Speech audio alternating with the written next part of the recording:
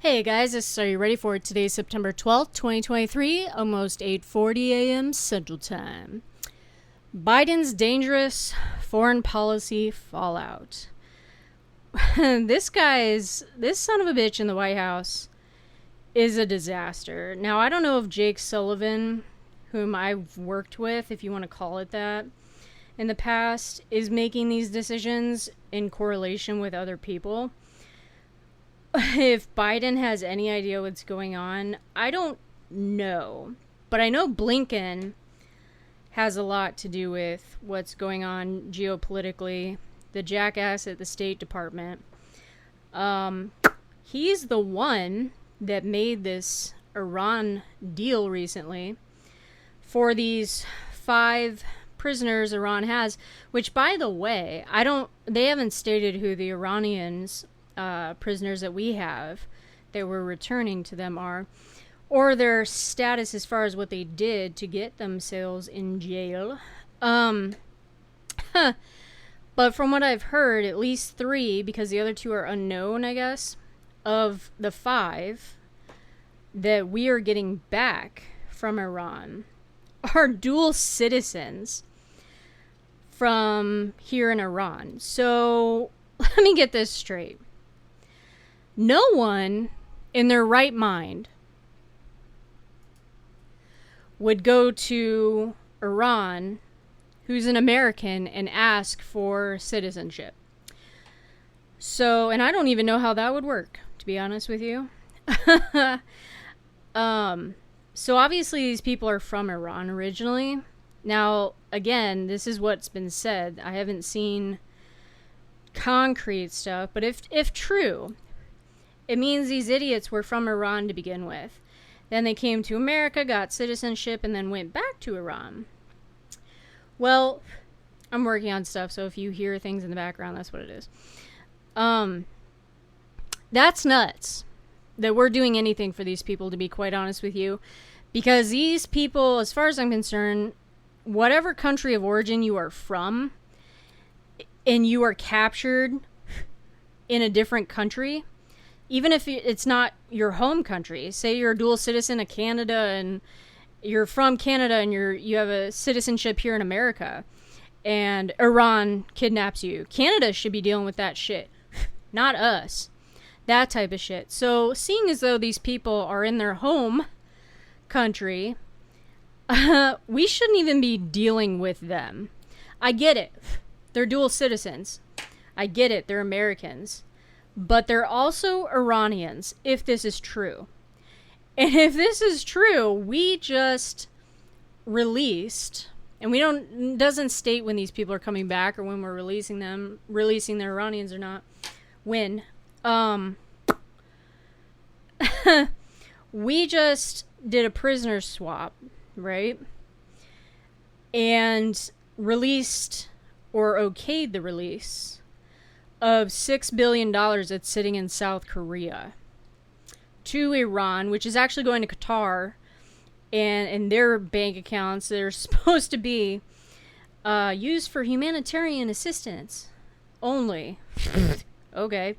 I don't know when Qatar became this, it happened under Obama, when they became this like neutral partner in the Middle East for brokering with enemies, because we've sent terrorists there that we've done swaps with before under the Obama administration, and they're supposed to quote unquote keep an eye on them. God knows where they're at, and if the US has even followed up on that as far as like, hey, where's Mohammed retard?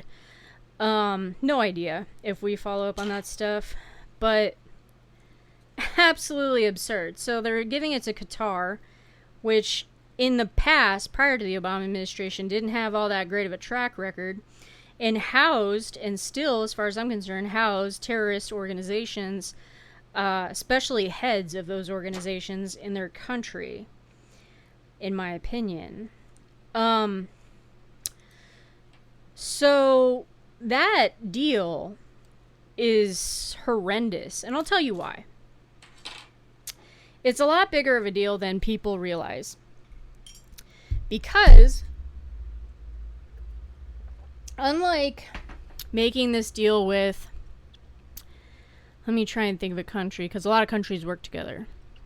I'll say Russia, because Russia's pretty independent as far as things go. Here you go. So we do a deal with Russia, do a prisoner swap, give them $6 billion. That $6 billion, even if it goes into some other account from some other country, they're going to get a hold of it in some currency, and they're going to fund the war in Ukraine on their side, right? Maybe pay people for weapons. That's how that would go. Now, for this Iran deal is a much bigger deal, because everyone's concerned, especially Israel, about Iran's nuclear program. First off, in my opinion, they already have the nuclear capability. When I was serving, and I was in Afghanistan for a lot of it, and was working on Iran and dealing with those assholes in person, that was my primary focus, actually, was Iran and some things that were happening over the border into Afghanistan and whatnot.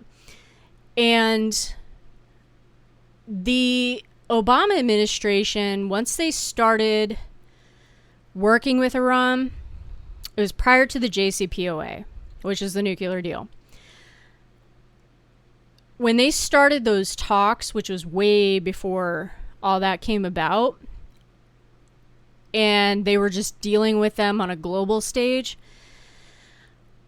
for some reason, the Obama administration, through the military, obviously, and brass, shut down all of a sudden the satellites that we had that were monitoring Iran and their movements and stuff like that, which was a big deal for my purposes, for movement and everything else.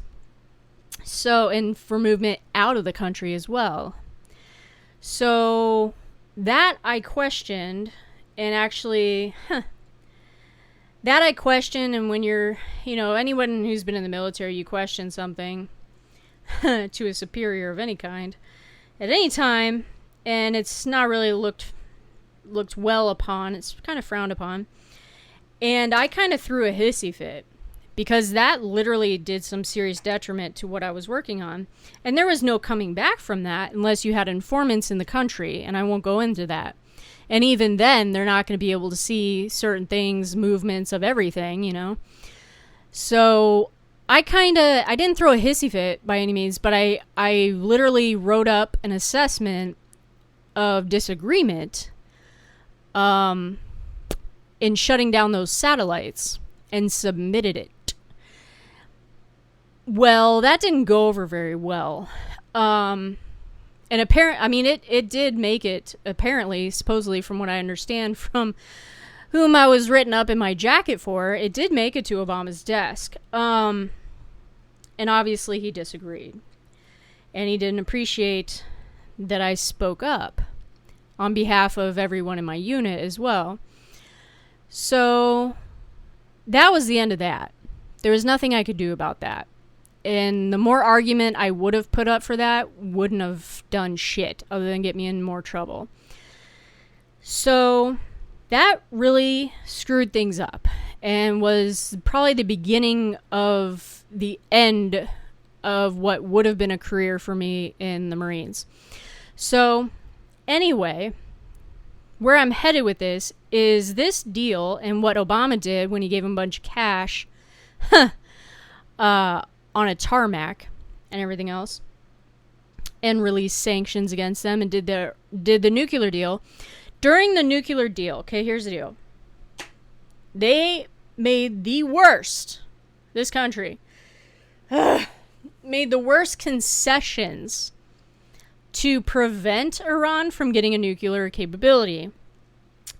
And the main one for that, two main things from that, was one, we gave up the opportunity to surveil, watch, whatever, their missile ballistics program, which is what Iran's issue is even today, as far as I'm concerned. They don't have a mode of transportation for a nuclear weapon. And that may be getting better and better as time has gone on, obviously. And they've done some tests and stuff that have been, I wouldn't say impressive, but they've done tests where things have improved. That have been either said in the media, or I also look at foreign news websites and stuff too.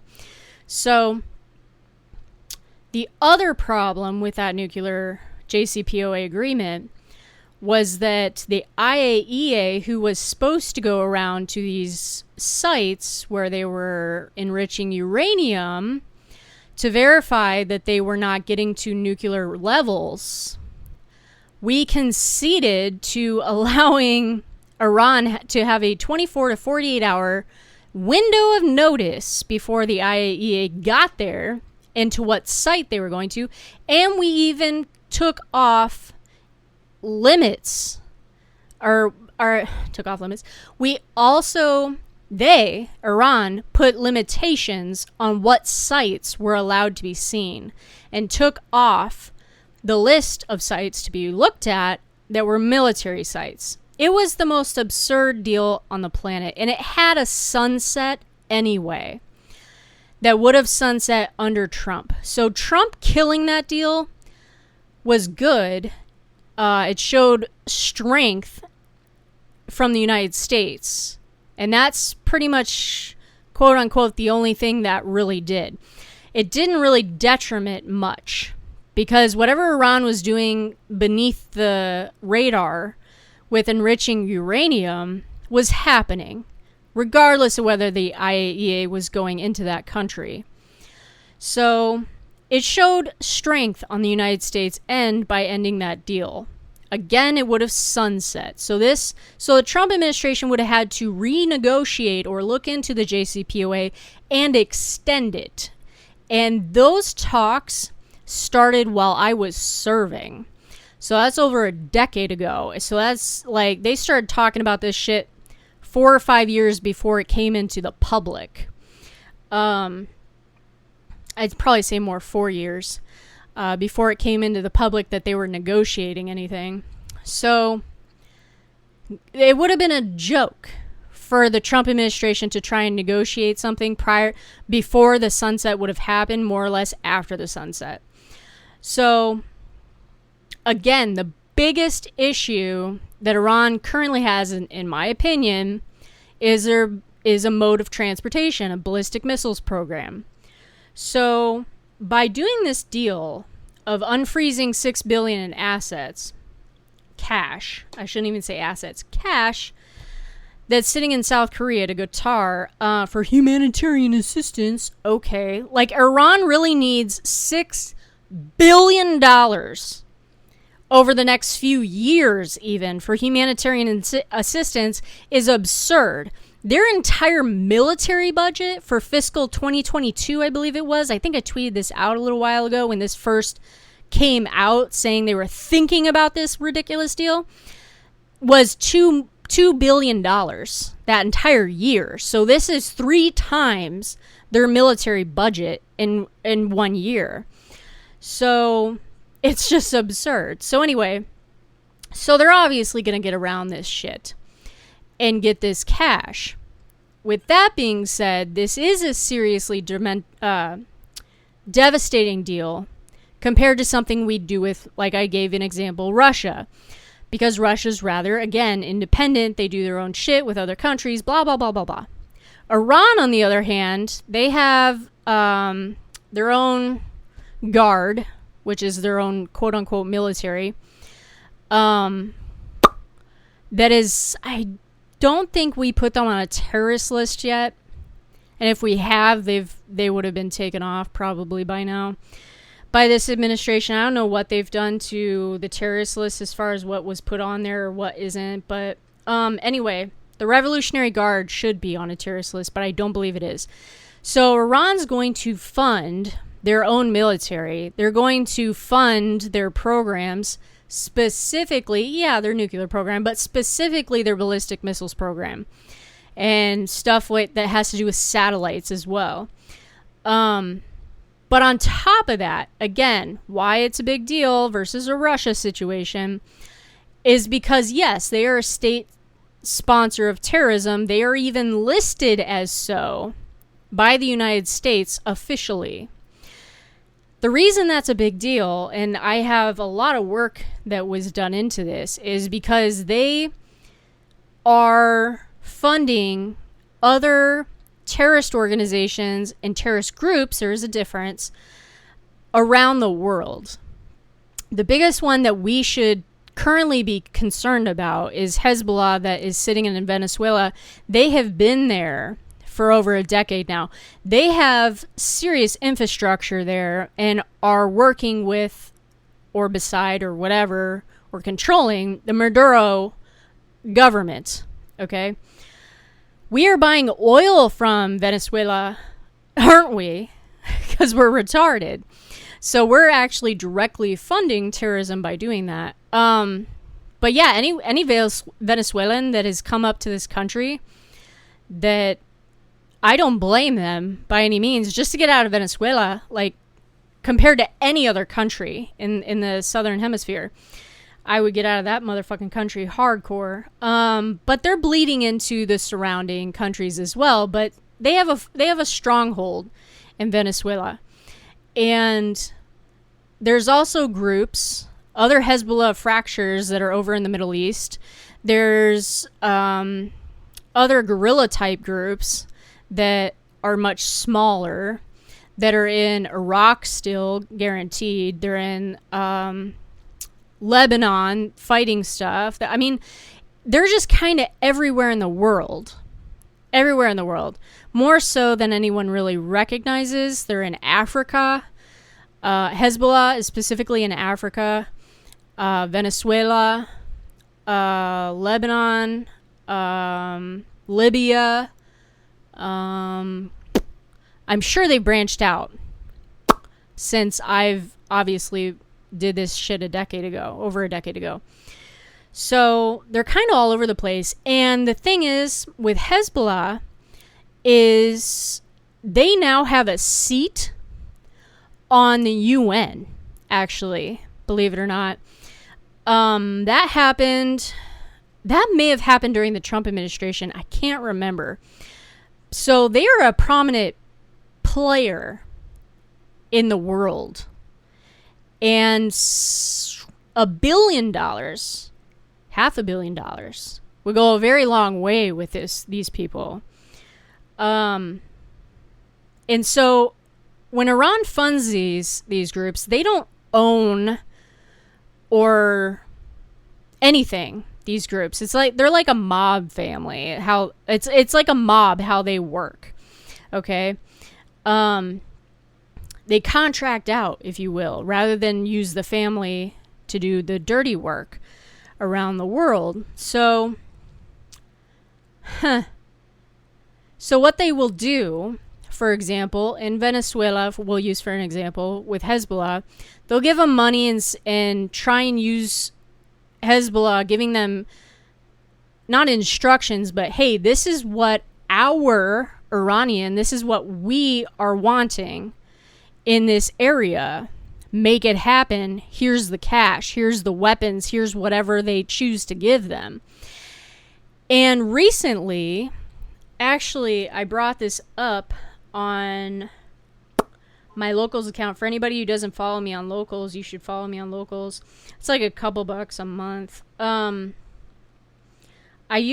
mostly just do written posts on there, but like a few months ago, I wrote a post and I wrote, Iran is sending warships to create a military presence in Brazil, docking at Rio de Janeiro. Not only is this an obvious national security threat, this could fuck up trade in the Panama Canal. And then what was from the article from back then was, quote, Iran's Navy's 86th includes the Dana and the Marana, and that Dana in the Module class warship that has been part of Iran's Navy since June of 2021.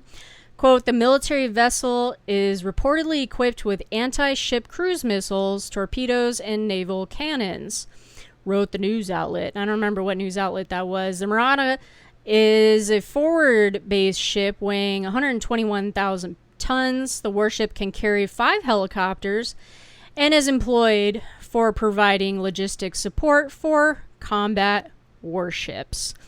So that was, at that time, it was a few months ago. I'd have to scroll back how far back it was. But it was a few months ago that article was posted. Now, they were sending that shit there, so whether it made it there or not is irrelevant.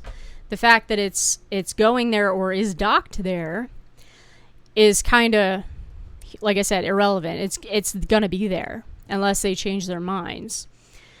So, and on top of that, and so they're doing their bidding for them around the country. And Hezbollah and all these other groups have their own itineraries as well. So it's not like they're just working on behalf of Iran. Now, with our open border, to say the least, we have allowed in way too many people. And I can't even imagine how many people have gone in this country on just the gotaways, more or less. Just, I mean, people can walk in this country and be surrendered to border patrol and still be a terrorist, maybe not on a watch list, but still be a terrorist of some sort, or part of an organization or part of a government that doesn't appreciate us, that has made it into this country, more or less a gotaway. And we've got over 2 point some odd million gotaways, because we've had over 6 million some odd on record people who've come across this border since this asshole got in office. Now, the northern border is starting to have problems, and I find that very interesting, because Canada should be doing their job, because it's not very easy for other countries to get to, quote unquote, easy to get to Canada, and for Canada to be a really developed nation. They should be taking care of this shit. Why that's not happening, I would be having a serious talk with Trudeau. But anyway, beside the point. So there's a lot of people in this country that don't belong here, besides gang members. And these would, if attacks started happening, or assassinations for that matter, they would absolutely be legitimate. I would not question the legitimacy at this point, unlike other things that have happened in this country that are, people like to call red flags or whatever. I would not question the legitimacy whatsoever if stuff started happening because of our border. It's just too porous. So yeah, they've caught like 100 and some odd terrorists on the terrorist watch list, and I don't even know what they do with them. To be honest, it's like we can't imprison them other than for coming across the border illegally. But are we deporting them back to their countries and saying, please don't come back? Yeah. When they've already come once, they'll figure out how to get around border patrol and our wall and our surveillance. At that point, they come again. So with that being said, Iran is also working with who? Russia, giving them kamikazes, which are their drones, and all kinds of shit to deal with this bullshit war that is in Ukraine, which, as far as I'm concerned, we have no business dealing with this situation. I get why it's a good idea to send military assets to a degree, not to deplenish our own, but to a degree to Ukraine, which should have been done a long time ago. And had the Afghanistan withdrawal not happened the way it did, I don't think Russia would have invaded Ukraine at this point in time anyway. They would have they would have just bolstered their bullshit up on their borders and stuff.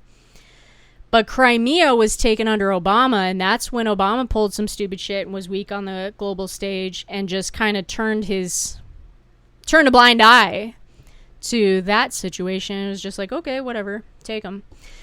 But yeah, so Iran is funding Russia. What is Russia giving Iran in return?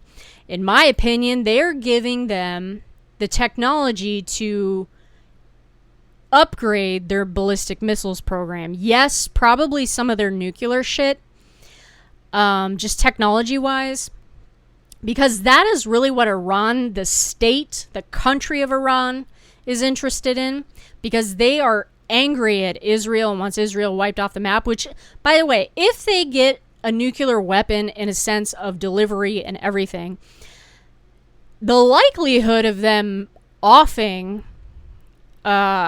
Israel, in my opinion, is pretty fucking low because of what would happen with a nuclear fallout in that area. But these towel heads are crazy, so it's a possibility. But they will use it as leverage, and there will be a huge arms race in the Middle East for nuclear weapons. And that's what the biggest problem is, because that's just ugly. I mean, nuclear arms race anywhere in the world is just ugly. And we won't be able to control any of that. Like, we were able to do the deal with Russia way back in the day, and then the New START treaty and the stupid little button that fucking Hillary Clinton pushed during the Obama administration, whatever bullshit, and that expired and that went away anyway. But we won't have any control over what's going on in the Middle East, mainly because why? We have become nothing to the Middle East countries that are important, such as Saudi Arabia. Saudi Arabia and Russia have decided to keep their productions low on oil productions low to keep the fucking prices up in the global world with Brent oil and everything. And crude oil, it's here in the United States, is a joke. So they're doing that with OPEC and everything else. And we have no say. We have no leverage. We have no nothing. The king of Saudi Arabia does not respect us. That is very obvious. And obviously Putin and Russia is a joke to us as far as even having any type of relationship with them. So, anyway. So, yeah. But the Ukraine war, the only reason the Ukraine war we should be funding them militarily, not by checks or money in any sort, not even humanitarian assistance, is because they are on a NATO border. And if Russia's going to start annexing parts of Ukraine under this war or otherwise, and slowly making it to that NATO country, yeah, that's kind of a problem. But at the same instance, it's worth giving them parts of Ukraine to not invade or go further into a NATO country, because obviously that would cause a World War III, basically. So it is in our interest to do that. But at this point, the way this has been handled by this administration has been a joke, an absolute joke. And we're not where we need to be at all as far as the United States providing Ukraine stuff and Ukraine being where they need to be. It's such a, we're giving them barely stuff for them to survive kind of thing. And same with the Europeans and everybody else. It's just like, here's some stuff, just, do your best. But we're not going to give you everything that you need that would actually end this war or do some serious detriment to the Russians. We're just going to keep it an even playing field, is basically what they're doing, what we're doing and what Europeans are doing and everything else, which is ridiculous. This war will last forever under these circumstances. So if I were in the House, I would not be agreeing to this Ukrainian money by any means. But as far as I'm concerned, the war in Ukraine has nothing to do with democracy, as everybody says, and of course this administration says. This war is about territory. This is a territorial war that we have no stake in and no interest in, like I said, other than getting closer to a NATO country. So, yeah. So the Iranians will be giving money and trading stuff and building things and sending it to Russia to help them with the Ukraine war. Iran works with North Korea. Iran works with China. Obviously they have, like I said, organizations that are in Africa. China's in Africa. So this deal that these jackasses recently did last week that Blinken signed off on and then decided to hand to Congress on September 11th and say, here, this is what we did. And it sounds as though it was a leak. It wasn't even the State Department that gave it to Congress. Is absurd, because this is like funding the world. It's not just funding Iran. This is like funding the world of ugliness, including our enemy countries. Okay? So this is actually a bigger deal than people realize. This dumb bitch in the White House's foreign policy, I don't even think exists. I don't even think there is a cohesive foreign policy. And if you saw any, which I saw clips, I didn't watch entirely by any means, his Vietnam trip, oh my God. This guy is so far gone. His cognitive ability is beyond gone, even compared to last year. He is just going downhill. At this point, he is an Alzheimer grandparent that likes to tell stories that are false.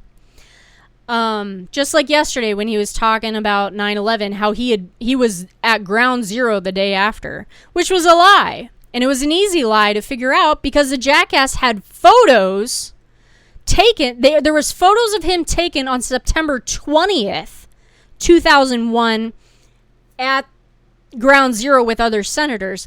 And there was footage of the jackass standing on the Senate floor speaking September 12th. And he was not at ground zero, obviously.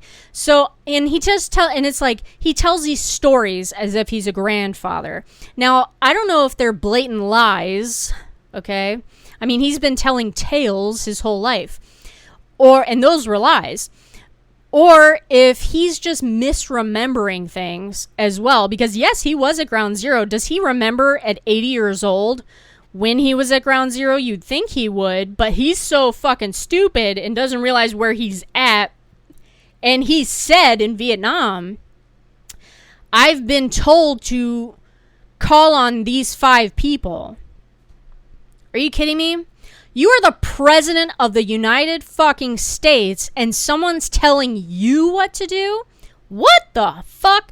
And then he says at the end of the Vietnam situation, I don't know about you guys, but I'm going to bed. Who says that? Like even any political figure on any political stage, whether it be at home or abroad. Who says that? This guy's a mess. An absolute fucking mess.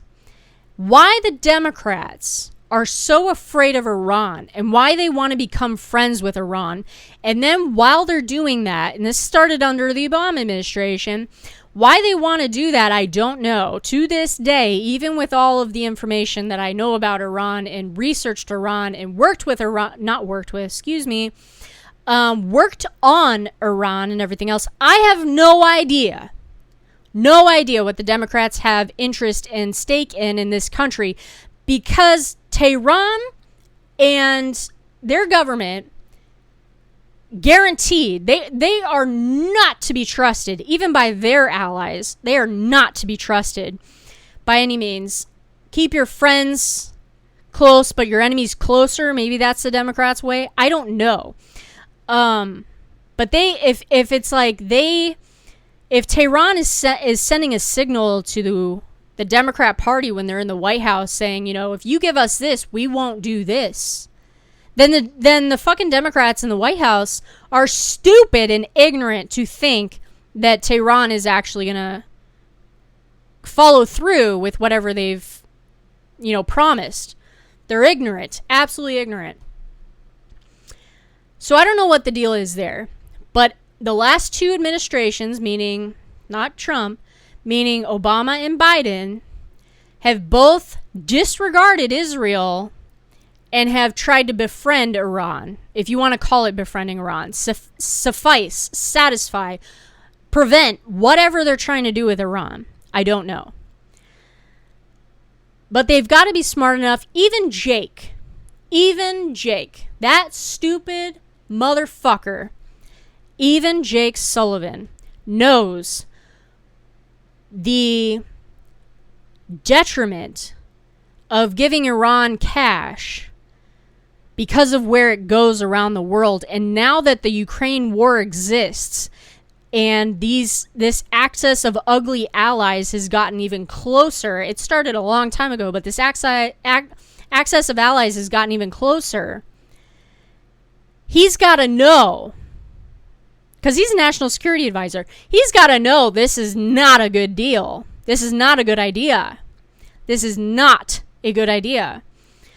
But obviously, apparently Blinken, that dumbass, he should know too. He is not new to this world of politics and the State Department or anything of that nature. This isn't his first rodeo in an administration. So all these people should be well aware of the absolute detriment this $6 billion will do to the world. And yet they made this deal for what it sounds like 5 people, 3 of which are dual citizenship, from what I understand. It's absurd. So that's why this deal is bigger than reported or people understand or anything. It's we just funded everything ugly around the world. And I'm surprised they decided to pull the trigger, because this was originally reported a month or 2 ago, and I put it on my Twitter account and was like, wow, these assholes are thinking of this. I'm not surprised they pulled the trigger on it. I'm mind blown that they decided to do it. I'm not surprised, like, whoa, I can't believe they did this. It's more like, wow, I can't believe you actually decided to do this, if that makes sense. This administration really doesn't surprise me. It's more like, wow, you're stupid. You have this idea, we hear about it, and you do it. Wow, you're stupid. On a domestic level, they don't surprise me at all. But on a geopolitical level, they are, wow, you're an idiot type of situations here. And over the next year and a half, if you will, left of his term, I can't even imagine what is before us for the next year and a half, globally or domestically. This guy has done a ridiculous amount of damage, both domestically and globally, in such a short period of time. Way more than I thought possible, to be quite honest. This is like warp speed bullshit. I do not know who is running this administration or who was running it in the beginning, but I know Jake Sullivan has something to do with it. I know it. Blinken has something to do with it. Whether anyone in Congress does or not, questionable. But Blinken, Sullivan,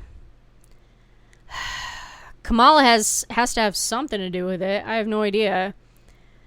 Jill Biden is definitely the one pushing Biden to stay in office. And I think Jill Biden is pushing him to stay in office because she's getting, pressure from the Democrat Party on the outside of who's actually in office, like the Obamas and stuff like that.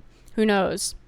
She's definitely trying to keep him in power on behalf of the Democratic Party. Because she's the only one that would support Joe in an emotional sense, to keep him going, kind of thing. But Blinken, Jake Sullivan, Secretary of Defense Austin, Milley, absolutely Milley has some shit to do with this stuff. But I don't know who the puppet master is behind this dude officially. It's definitely a group of experienced, meaning they have been in prior administrations, not experienced as an intelligent by any means, but they have been down this road before. Nobody that I just mentioned has not been around for a while in prior administrations in different positions. Nobody's new. They're not going to Petey Poo in the fucking Department of Transportation. They're not going to that jackass for advice or anything. They're going to the people that have been around a while. In Obama's administration, even way prior to that. Milley's been around for fucking decades. It's an ugly situation, and I really don't know what to think over the next year and a half. But yeah, I wanted to do this video on this because it's such a big deal, and I don't think people will think twice about it, other than, wow, he did this to Iran. Or, we are paying for prisoners now. Obviously, that's the case. And that's a bad precedent in every sense of the word. But besides that minor surfaceness, I don't think anyone's really thinking below the surface on where this money will really travel. So anyway, this is Are You Ready For It? Take care, guys. Have a great day.